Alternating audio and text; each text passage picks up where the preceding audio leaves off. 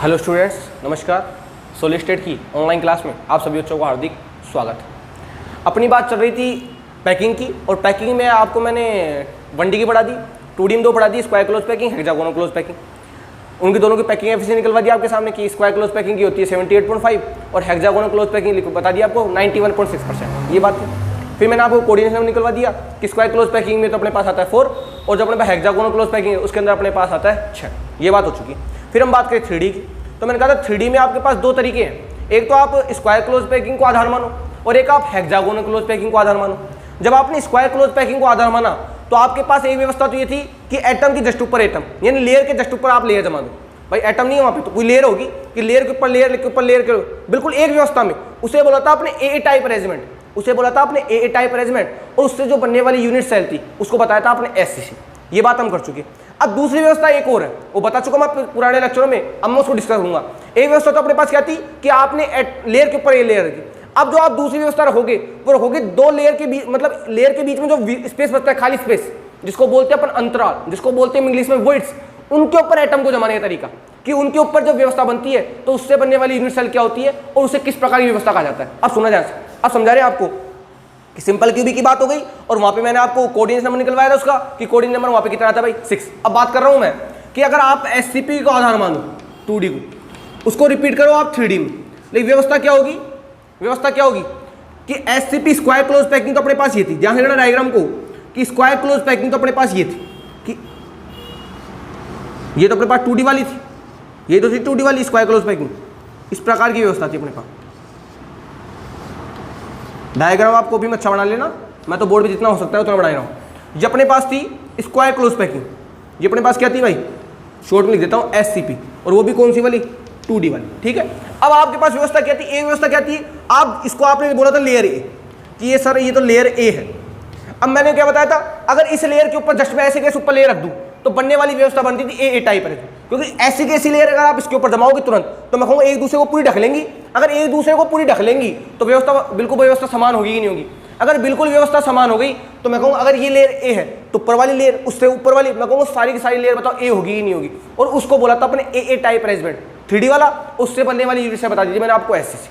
अब अपने पास एक व्यवस्था क्या हो सकती है कि अपन एटम जो अपन दूसरे लेयर लेके आ रहे हैं उसको यहाँ ना रख के अपन यहाँ पे तो रख सकते हैं भाई, इस खाली स्थान, ये जो स्पेस बचा है जिसको मैं मार्क कर रहा हूँ, ध्यान देना, ये जो स्पेस बच रहे हैं इन स्पेस के ऊपर भी तो हम उनको रख सकते हैं। मतलब अपने पास जो दूसरी एटम, मतलब दूसरी लेयर के जो एटम आएंगे उनकी व्यवस्था में कुछ ऐसी कर दूं कि देखो इसके ऊपर रख दिया, जैसे दूसरे चौक से बना देता हूँ, जलो से दिखाऊंगा, इसके ऊपर रख दिया ऐसे, ये रख दिया ऐसे, ये रख दिया ऐसे, ये रख दिया ऐसे, रख दे तो देखो आप ये वाला स्पेस वही तो जो बता रखा मैंने ऊपर, इस स्पेस को ध्यान रखना।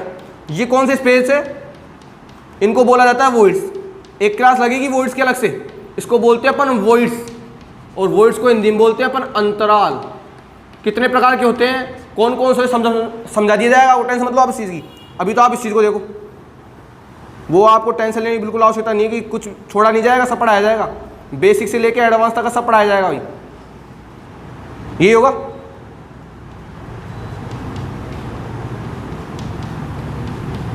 जिसको मैं मार्क कर रहा हूँ वो है अपने पास स्पेस, और अपने पास जो दूसरी लेयर के जो एटम आ रहे हैं वो कवर कर रहे हैं इस स्पेस को। तुम्हारे सामने क्वेश्चन आने वाला है, इसके सामने बात देखना है। इस प्रकार की व्यवस्था होगी। ये येलो एटम, मैं कहूँगा पहले व्यवस्था क्या थी, इस लेयर के आपने जस्ट ऊपर लेयर जमाई। अब आपकी व्यवस्था क्या होगी कि इनके बीच में जो स्पेस बच रहा है, जो खाली स्पेस है, इस स्पेस के ऊपर मैं एटम लेके आऊँ तो ये जो लेयर होगी बताओ क्या उसके जैसी होगी क्या, उसके ऊपर जैसी कब होती, जब इसके जस्ट ऊपर लेयर आती। मैं कहूँगा ये तो 2 जो लेयर है उसके बीच में जो खाली स्पेस बच रहा है उसके बीच में आ रही है, तो बताओ इस लेयर का नाम क्या होगा अपने पास, बी लेयर होगा कि नहीं होगा। ये लेयर कौन सी होगी अपने पास, बी लेयर। अरे भाई बी लेयर होनी ही होनी है, क्योंकि ए लेयर के एटम तो पीछे थे और जो बी लेयर के एटम है इसके जस्ट ऊपर नहीं है, इनके बीच के जो स्पेस है उन स्पेसों के ऊपर रखे गए। बताओ ये लेयर इस लेयर से अलग होगी नहीं होगी। अगर इस लेयर से ये लेयर अलग है बताओ बी लेयर बढ़ेगी नहीं बढ़ेगी। अब सुनो बात ध्यान से, ये अपने पास ए बी। अब जो मान लो मैं तीसरे लेयर लेके आता हूँ, सुना ध्यान से, अब डिपेंड ये नहीं कि आपने यही देख के छोड़ दिया मामला कि सर ये लेयर तो ए होगी, ये लेयर बी होगी और सर ए बी टाइप का अरेंजमेंट हो गया। भाई आप जो तीसरे लेयर लेके आओगे इसको भी तो देखोगे, वो लेयर कहाँ जाएगी भाई। अगर वो लेयर अगर मान लो पहले वाली लेयर से मिल जाए तो हम कह देंगे साहब वो तो ए बी टाइप का अरेंजमेंट हो गया। सुना बात ध्यान से, भाई आपके पास पहली लेयर ए थी, दूसरी लेयर आप बी लेके आ गए जो इस लेयर से क्या थी अलग। अब आप जो तीसरी लेयर लेके आओगे उस लेयर के ऊपर डिपेंड होगा अरेंजमेंट। अगर मान लो वो जो तीसरी वाली लेयर है अगर ए वाली लेयर से मिल जाती है तो मैं कह दूंगा अरेंजमेंट बन जाएगा A B A B A B. अगर मान लो जो आप तीसरी लेयर लेके आते हो उसकी व्यवस्था इस ए से नहीं मिलती है तो मैं कहूँ ए भी अलग हो जाएगा, बी तो अलग है ही, और जो लेके आ रहे हो मतलब वो लेयर भी अलग हो जाएगी नहीं हो जाएगी, तो कौन सा अरेंजमेंट हो जाएगा A B C A B C A B C A B सी।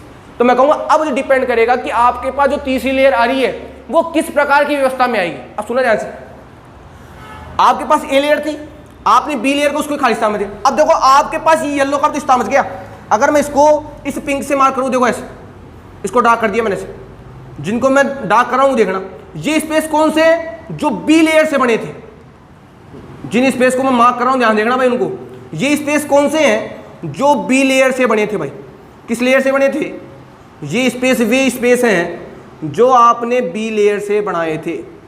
किस लेयर से बनाए थे भाई, बी लेयर से। ये स्पेस है ये जो मैंने आपको मार्क किया है ये वे स्पेस है जो किस लेयर से बनाए गए थे, बी।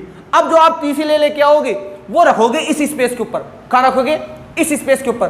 तुम्हारे दिमाग के अंदर ये भी क्वेश्चन आ रहा होगा कि सर आप हमेशा जो एटम लेके आते हो उनको इस स्पेस में क्यों रखते जा रहे हो, वो भी मैं आपको समझा दूंगा। कोई चीज आपको रटाई नहीं जाएगी, क्यों हो रहा है कैसे हो रहा है बिल्कुल समझाया जाएगा तरीके से, टेंशन मतलब आप। लेकिन आप समझो कि पहले वाली लेयर ये थी, दूसरी जो आप बी लेयर लेके आए वो रख दिया आपने इस लेयर के वॉइड्स के अंदर, यानी इस लेयर के आपने अंतराल रख दी, तो ये दोनों लेयर अलग होगी। अब तीसरी जो लेयर लेके आओगे वो रखोगे इस येलो लेयर के जो खालिस्तान बच रहे हैं इनके बीच में। मैं कहूँगा ये भी क्या है अपने पास, ये भी आपने बनाए वो वॉइड्स बनाए, वो क्या बनाए, वॉइड्स। अब सुनो आप, अब जो आप तीसरा आइटम लेके आओगे वो कौन सा ले लो, पिंक ले लेता हूँ।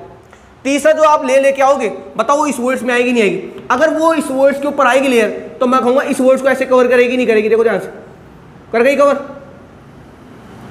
थोड़ा होच पोच हो जाएगा लेकिन ध्यान देखना, बताओ इसको कवर करेगी नहीं करेगी, करेगी इसको कवर, इसको कवर करेगी नहीं करेगी, दिख रहा है साफ साफ आपको, दिख रहा है साफ साफ आपको, बताओ इसको कवर करेगी नहीं करेगी, करेगी नहीं करेगी, इस प्रकार कवर करेगी।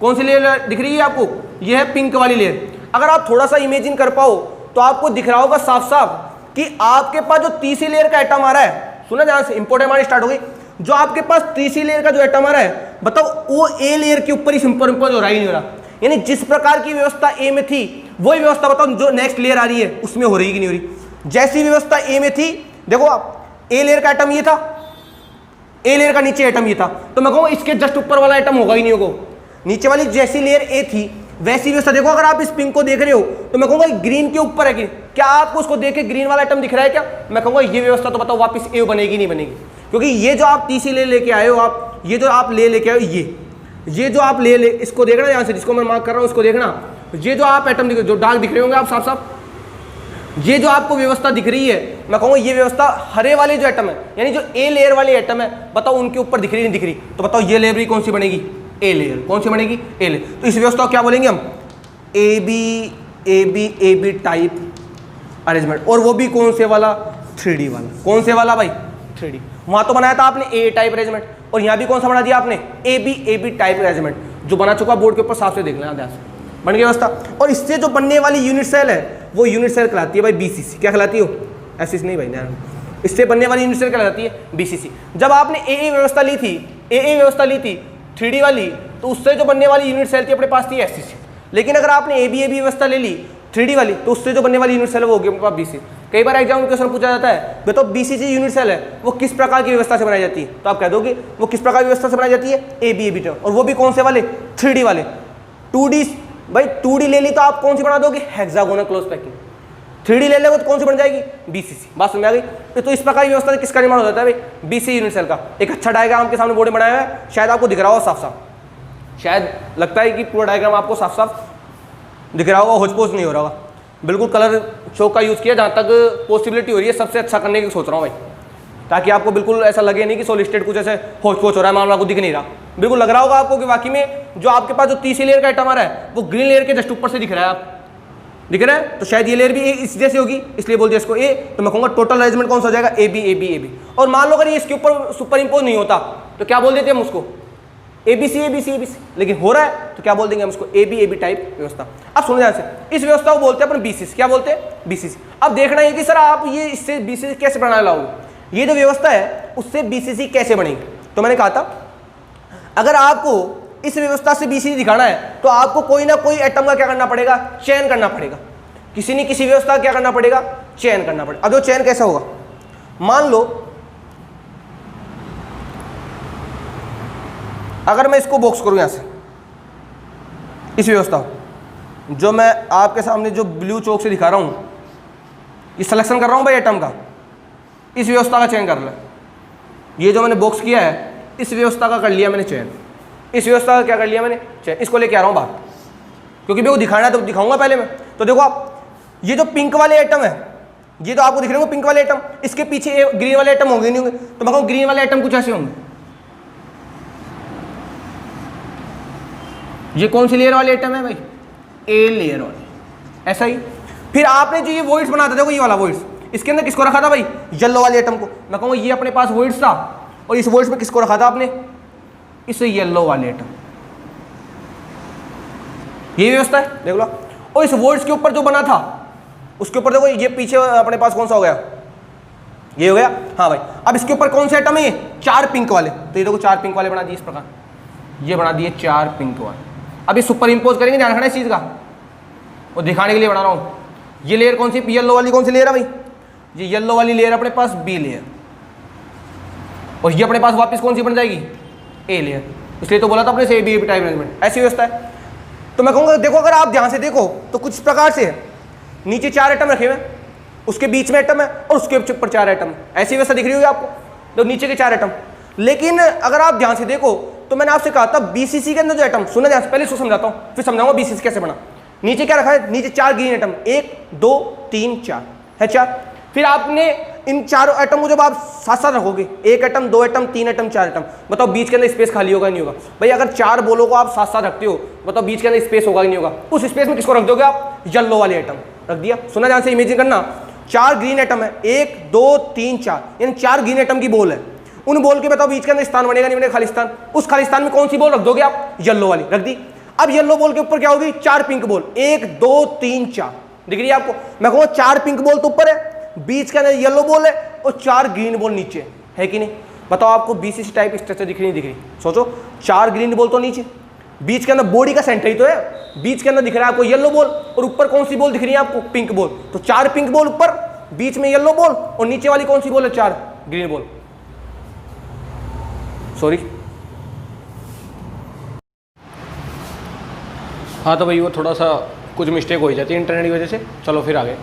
हाँ, अपने पास क्या व्यवस्था कर रहे थे अपने, कि अपने पास 4 ग्रीन बॉल, भाई अपनी इसी बात कर रहे थे। इसमें क्या कर रहे थे अपन, 4 ग्रीन बॉल तो अपने पास नीचे है, एक आप रख दोगे बॉडी के सेंटर में। भाई आप जब 4 ग्रीन बॉलों को जोड़ोगे तो बीच के अंदर बताओ एक स्पेस खाली होगा ही नहीं होगा। उस स्पेस में किसको रख दोगे आप, येलो बॉल को, और ऊपर कौन सी बॉल है, 4 बॉल।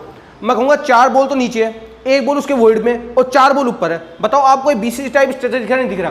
मैं कहूँ जो बीच के अंदर है, बताओ बॉडी के सेंटर में कि नहीं, 4 ऊपर है 4 नीचे।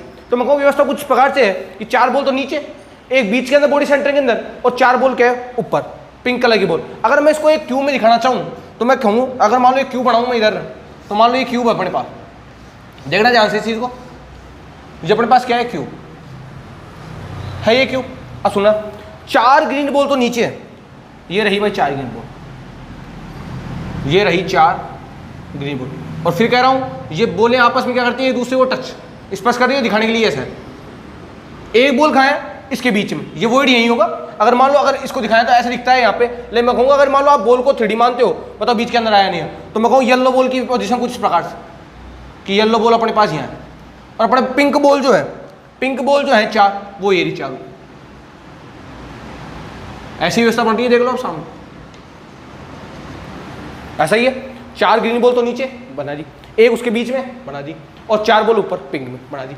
अब आप सोच रहे होंगे, अगर आपके दिमाग में कुछ क्वेश्चन आना चाहिए तो क्वेश्चन नहीं आना चाहिए था आपके दिमाग में, कुछ देख कर लग रहा है कुछ कि सर इसमें कोई प्रॉब्लम तो नहीं है।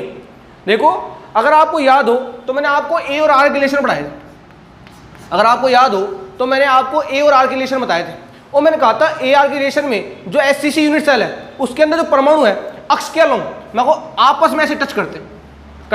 लेकिन अगर आपको याद हो तो मैंने कहा था, जब मैंने आपको BCC यूनिट सेल पढ़ाई थी तो मैंने कहा था वहां पे जो परमाणु है वो अक्ष के अलोंग आपस में टच नहीं करते, वो बॉडी डायगोनल के अलोंग टच करते। किसके अलोंग टच करते?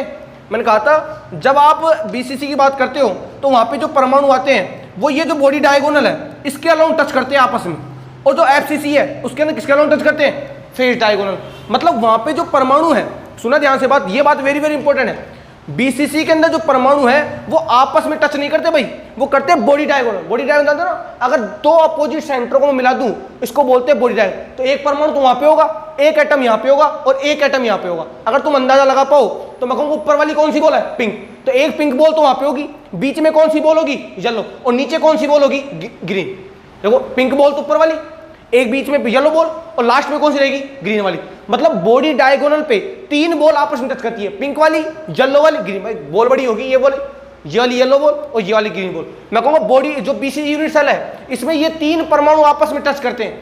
क्या ये वाला परमाणु इससे टच करेगा, इससे तो ऐसा लगता है कि शायद ये परमाणु आपस में एक दूसरे को स्पर्श करेंगे, क्योंकि मैंने आपको ये बताया कि नीचे 4 ग्रीन बॉल, बीच में येलो बॉल और ऊपर 4 पिंक बॉल। तो इस अरेंजमेंट से तो ऐसा लगता है कि शायद ये परमाणु आपस में एक दूसरे को क्या कर रहे हैं, स्पर्श। जबकि BCC में ये जो परमाणु है, ग्रीन वाले आपस में और पिंक वाले आपस में, ग्रीन वाले और पिंक वाले आपस में एक दूसरे को स्पर्श नहीं करते। कैसे, सोचो, अंदाजा लगाओ आप कि आपके पास 4 बॉल नीचे थी, उसके अंदर आपने बॉडी सेंटर में बॉल डाली, भाई आपके पास 4, 1 बॉल, 2 बॉल, 3 बॉल, 4 बॉल।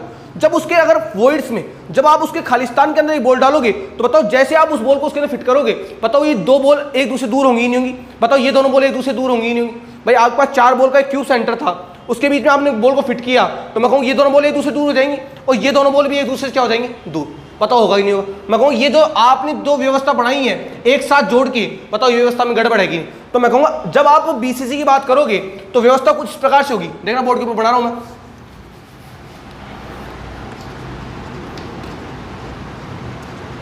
जब आप BCC की बात करोगे तो देखो व्यवस्था किस प्रकार से होगी, नीचे वाली बॉल की हालत ये होगी भाई, ऐसे दूर हो जाएंगे ये बॉल आपस में। देखो ये तो है अपने पास, ये तो बनाई है, ये अपने पास है येलो वाली बॉल, ये अपने पास कौन सी वाली बॉल है, येलो बॉल। मैं कहूँगा पहले 4 बॉल एक दूसरे टच में थी, जैसे आपने येलो बॉल डाली, बताओ 4 बॉल एक दूसरे अलग अलग होंगी नहीं होंगी, लेकिन येलो बॉल इन 4 एटम को आपस में क्या करेगी, टच। अब ऐसी कैसी व्यवस्था कहाँ पे आएगी, ऊपर। मैं कहूँ ऊपर ही पिंक बॉल ऐसे होगी, देखो होंगी, लेकिन ये वाली जो पिंक बॉल है, सोचना नीचे वाली 4 बॉल थी, उसके बीच में आपने बॉल डाली, ये 4 बॉल, ये वाली, ये वाली, ये वाली, ये वाली, ये चारों एक दूसरे से क्या होगी, अलग। बीच के अंदर आ गया अपने पास येलो बॉल, लेकिन येलो बॉल तो चारों टच करेगी नहीं।